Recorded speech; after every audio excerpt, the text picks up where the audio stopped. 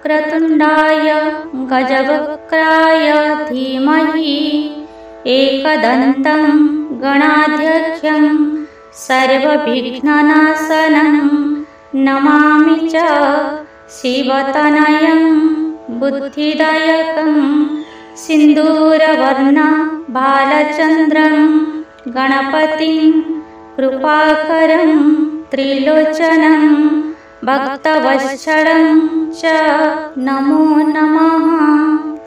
ॐ महाकायाय वक्रतुण्डाय गजवक्त्राय धीमहि एकदन्तं गणाध्यक्षं सर्वविघ्ननाशनं नमामि च शिवतनयं बुद्धिदायकं सिन्दूरवर्णं बालचन्द्रं गणपतिं कृपाकरं त्रिलोचनं भक्तवत्सलं च नमो नमः।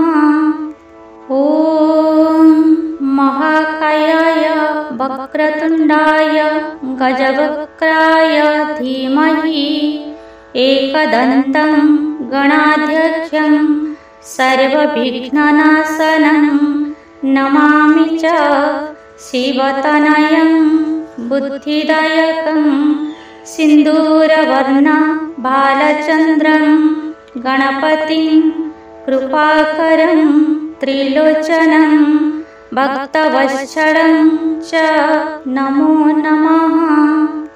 ॐ महाकायाय वक्रतुण्डाय गजवक्त्राय धीमहि एकदन्तं गणाध्यक्षं सर्वविघ्ननाशनं नमामि च शिवतनयं बुद्धिदायकं सिन्दूरवर्णं बालचन्द्रं गणपतिं कृपाकरं त्रिलोचनं भक्तवत्सलं च नमो नमः।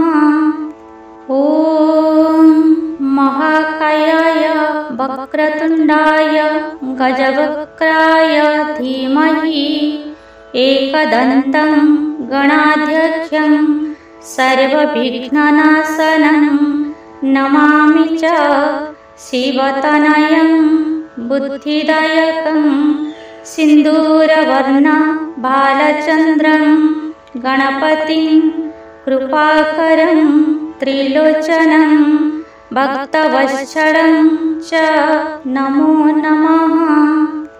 ॐ महाकायाय वक्रतुण्डाय गजवक्त्राय धीमहि एकदन्तं गणाध्यक्षं सर्वविघ्ननाशनं नमामि च शिवतनयं बुद्धिदायकं सिन्दूरवर्णं बालचन्द्रं गणपतिं कृपाकरं त्रिलोचनं भक्तवत्सलं च नमो नमः।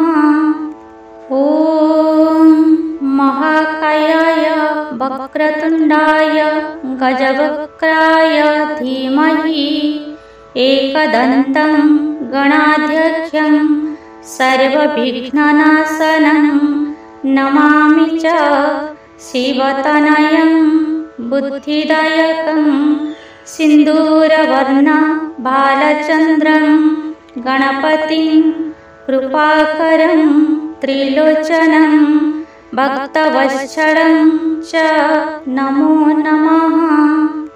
ॐ महाकायाय वक्रतुण्डाय गजवक्त्राय धीमहि एकदन्तं गणाध्यक्षं सर्वविघ्ननाशनं नमामि च शिवतनयं बुद्धिदायकं सिन्दूरवर्णं बालचन्द्रं गणपतिं कृपाकरं त्रिलोचनं भक्तवत्सलं च नमो नमः।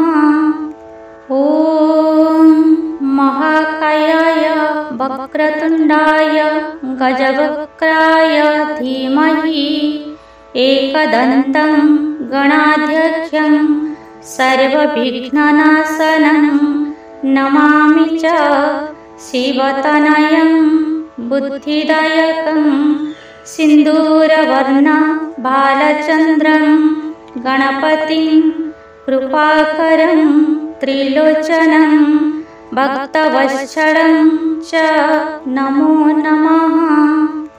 ॐ महाकायाय वक्रतुण्डाय गजवक्त्राय धीमहि एकदन्तं गणाध्यक्षं सर्वविघ्ननाशनं नमामि च शिवतनयं बुद्धिदायकं सिन्दूरवर्णं बालचन्द्रं गणपतिं कृपाकरं त्रिलोचनं भक्तवत्सलं च नमो नमः।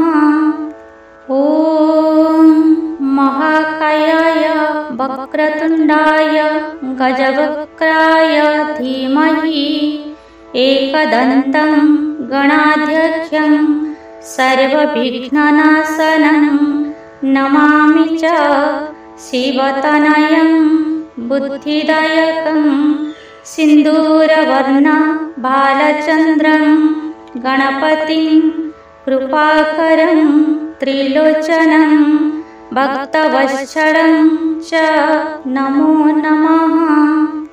ॐ महाकायाय वक्रतुण्डाय गजवक्त्राय धीमहि एकदन्तं गणाध्यक्षं सर्वविघ्ननाशनं नमामि च शिवतनयं बुद्धिदायकं सिन्दूरवर्णं बालचन्द्रं गणपतिं कृपाकरं त्रिलोचनं भक्तवत्सलं च नमो नमः।